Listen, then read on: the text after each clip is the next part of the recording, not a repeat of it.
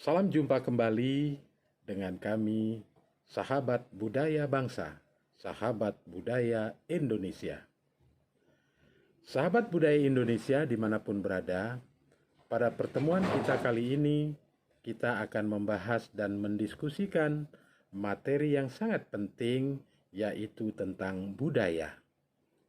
Dalam kehidupan kita sehari-hari, kata budaya mungkin sudah tidak asing lagi dan bahkan menjadi kosakata yang sering kita gunakan dalam berbagai aktivitas dan kegiatan yang kita lakukan, baik itu kegiatan yang bersifat individu maupun kegiatan-kegiatan yang kita lakukan secara kelompok maupun dalam sebuah komunitas. Sahabat Indonesia dimanapun berada, budaya dalam pengertian umum dapat kita artikan sebagai suatu kebiasaan, adat istiadat, perilaku dalam komunitas masyarakat tertentu yang terdiri dari suku, ras, dan lain-lain sebagainya, termasuk di dalamnya hal-hal yang berkaitan dengan kesenian, bahkan yang berkaitan dengan kuliner. Dalam perspektif konseptual, para ahli dan para budayawan memberikan arti dan makna dari budaya itu sendiri. Salah satu contoh misalnya, budayawan terkenal kita, Kuncoro Ningrat, pernah mengatakan bahwa budaya dapat diartikan sebagai wujud, yaitu mencakup keseluruhan dari berbagai gagasan, kelakuan atau perilaku, dan hasil-hasil kelakuan atau perilaku tersebut. Selanjutnya, Kuncoro Ningrat memberi paparan bahwa budaya dapat juga diyakini sebagai sebuah produk, baik itu produk gagasan maupun sesuatu yang sudah berwujud perilaku atau sesuatu yang berwujud pada material.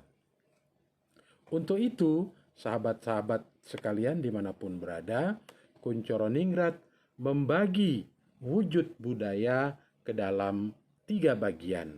Yang pertama adalah budaya yang merupakan konsep yang abstrak. Yang kedua adalah budaya sebagai konseptual dari kehidupan kelompok. Dan yang ketiga, budaya yang diinternalisasi oleh anggota kelompok. Teman-teman sahabat Indonesia dimanapun berada, dalam pandangan lain, Berry mengatakan bahwa budaya dapat dideskripsikan ke dalam bentuk aktivitas manusia. Yang pertama adalah aktivitas yang menjadi karakteristik umum dari manusia. Yang kedua adalah budaya dalam perspektif makanan dan pakaian. Yang ketiga, budaya dalam perspektif rumah dan teknologi. Kemudian yang keempat, budaya dalam perspektif ekonomi dan transportasi. Yang kelima, budaya yang bersifat aktivitas individu, aktivitas keluarga, maupun aktivitas lingkungan. Yang keenam, budaya komunitas dan pemerintahan. Yang ketujuh, budaya dalam perspektif kesejahteraan, keagamaan, dan ilmu pengetahuan. Sedangkan deskripsi yang kedelapan, budaya dan perilaku reproduksi dan lingkaran kehidupan manusia. Sahabat Indonesia dimanapun berada, Berry kemudian menyimpulkan bahwa dari 8 deskripsi yang telah saya sebutkan tadi di atas, bahwa budaya dapat dibagi menjadi 2 bagian utama. Yang pertama, budaya yang terkait dengan semua aspek hidup dan kehidupan manusia. Adapun yang kedua, budaya yang terkait dengan aspek material, aspek sosial, aspek individu, aspek perilaku dan aktivitas sosial, dan juga di dalamnya terdapat aspek reproduksi. Sahabat Indonesia dimanapun berada, dari kedua pandangan dan pengertian dari ahli budaya di atas, maka paling tidak kita dapat menyimpulkan bahwa budaya itu adalah suatu karya, karsa, gagasan, perilaku, dan kebiasaan di dalam komunitas kehidupan masyarakat. Sahabat budaya dimanapun berada, dalam perspektif kesejarahan, sahabat budaya dimanapun berada, kita mengenal ada proses pewarisan budaya. Proses pewarisan tersebut dapat kita bagi ke dalam 3 kategori. Kategori yang pertama adalah sosialisasi, yaitu pewarisan budaya yang melibatkan proses pengajaran dan pembelajaran yang terjadi di dalam komunitas atau dalam suatu kelompok. Kategori yang kedua yang kita sebut dengan enkulturasi, yaitu proses belajar yang terjadi secara spontan tanpa didasari ada apa atau apa yang ada. Sedangkan yang ketiga adalah kategori akulturasi, yaitu proses saling mempengaruhi antara 2 model kebudayaan yang mengakibatkan terjadinya perubahan kebudayaan itu atau bisa juga terjadinya munculnya budaya baru. Sahabat budaya dimanapun berada, dalam akulturasi budaya kita juga menjumpai dan mendengar istilah stres akulturasi.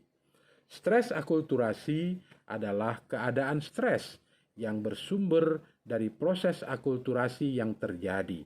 Contohnya, misalnya orang Sunda yang terbiasa tinggal di dataran tinggi dan beriklim sangat dingin, ketika dia datang ke daerah yang panas, maka dia tidak akan dapat bertahan lama untuk tinggal tersebut karena dia terbiasa hidup dalam cuaca dan iklim yang sangat dingin.